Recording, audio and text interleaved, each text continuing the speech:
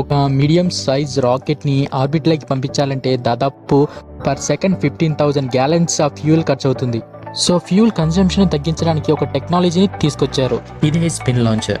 మనకు ఎలాంటి fuel consumption లేకుండా కేవలం పవర్ ఆఫ్ వెలాసిటీ యూజ్ చేసుకొని కైనెటిక్ ఎనర్జీ ద్వారా శాటిలైట్స్ని ఆర్బిట్లోకి పంపిస్తుంది. స్పిన్ లాంచర్లో మెయిన్గా 4 పార్ట్స్ ఉంటాయి.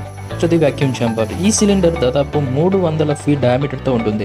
లో ప్రెషర్ ఎన్విరాన్మెంట్ కారణంగా లెదర్ని గంటకు 5,000 సార్లు తిరిగేలా చేస్తుంది. Second, hypersonic leather. దీన్ని హై స్ట్రెంగ్త్ కార్బన్ ఫైబర్తో తయారు చేస్తారు. సెంట్రల్ ఎలక్ట్రిక్ డ్రైవ్ ద్వారా చాలా స్పీడ్ అనేది ఇందులో ప్రొడ్యూస్ అవుతుంది.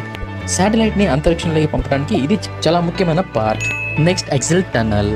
అల్ట్రాసోనిక్ హై స్పీడ్తో శాటిలైట్ని అంతరిక్షంలోకి పంపుతుంది. ఎంత స్పీడ్ అంటే మన కనులెప్పను మూతి తెరిచే లోపల ఇది చాలా ఫాస్ట్గా ఆర్బిట్లోకి వెళ్ళిపోతుంది.